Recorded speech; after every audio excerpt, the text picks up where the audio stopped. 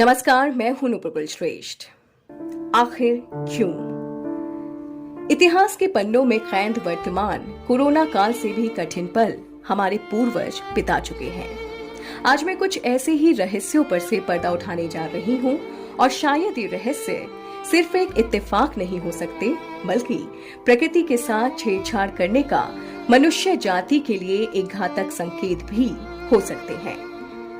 आज से 400 वर्ष पूर्व सन 1720 में हमारी इस प्यारी सी धरती पर एक प्लेग नाम का घातक वायरस आया था, जिसे द ग्रेट प्लेग ऑफ मार्सेले का नाम दिया गया था।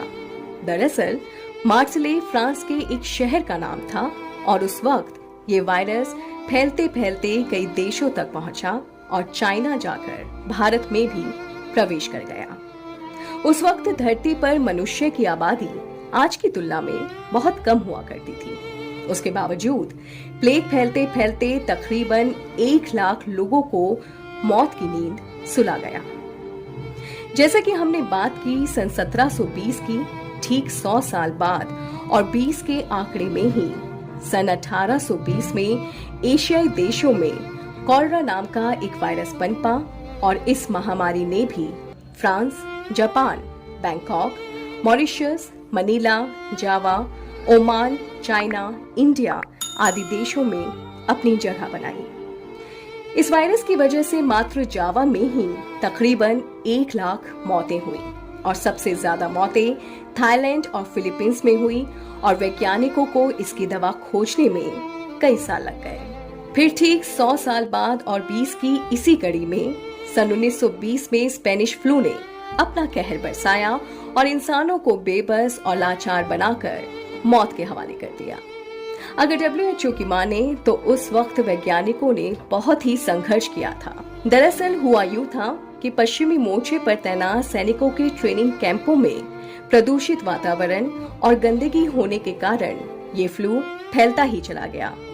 एक कारण ये भी था कि सन 1918 में जिस समय प्रथम विश्व युद्ध समाप्त हुआ था और बचे हुए सैनिकों की टुकड़ियां अपने घरों को लौट रही थी, जिन्हें ये भी नहीं मालूम था कि वो इस वायरस की चपेट में पूरी तरह से आ चुके हैं। सन 1920 के आते आते इस महामारी ने बहुत ही खतरनाक रूप ले लिया। उस समय में सभी देशों को मिलाकर करीब 5 करोड़ लोगों की मृत्यु हुई थी। आखिर क्यों हम इंसान इतने संपन्न होने के बावजूद इतने बेबस और लाचार दिखाई पड़ने लगते हैं? ऐसा कौन सा रहस्य है जिससे मनुष्य जाति अभी तक अनजान है? खैर, अब बात करते हैं सन 2020 की, जहां फिर एक नया वायरस ठीक 100 वर्ष बाद और 20 के आंकड़े में ही अपने पैर पसार चुका है और करोड़ों जिंदगियां तबाह कर चुका है। इस वायरस को कोरोना वायरस का नाम दिया गया। अनुमानित तौर पर कहा जा रहा है कि ये वायरस चाइना की वुहान लैब से निर्माण किया हुआ एक रासायनिक हथियार है। अगर विश्व स्वास्थ्य संगठन की माने तो अभी इस वायरस की तीसरी लहर आनी बाकी है और ये वायरस इस साल के अंत तक भी पूरी तरह से खत्म नहीं होगा। आज विश्व में विज्ञान प्रभाव, चिकित्सा प्रभाव पहले के मुकाबले बेहतर हुआ है। कोरोना वायरस का टीका अलग अलग देशों में निर्माण कर वायरस की कठोरता को कम करने का पूरा प्रयास किया जा रहा है। लेकिन आखिर क्यों सन 1720, 1820 और फिर 1920 और अब ये 2020 क्या महज एक इत्तेफाक है या ऊपर वाले का कोई गेम चक्र है? क्योंकि हर 100 वर्ष बाद वो धरती की पिच पर हमारे साथ 2020 मैच खेलता है। इंसान चाहे कितना भी बड़ा वैज्ञानिक क्यों ना बन जाए, लेकिन असली PhD तो ऊपर वाले ने ही कर रखी है। और एक सवाल जो मन में बार बार आता है, न जाने क्यों प्रकृति से छेड़छाड़ करना शायद मनुष्य जाति के लिए एक बहुत बड़े खतरे का सूचक है।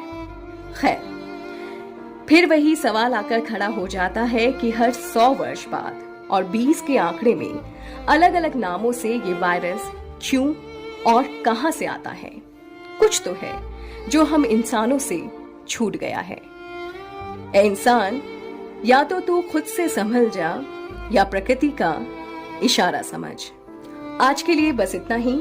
ऐसे ही रोमांचक और रहस्यमय तथ्यों के लिए सब्सक्राइब कीजिए हमारा चैनल, बेल आइकन को दबाइए, नीचे दिए गए कमेंट बॉक्स में कमेंट कीजिए और हमसे जुड़े रहिए। शुक्रिया।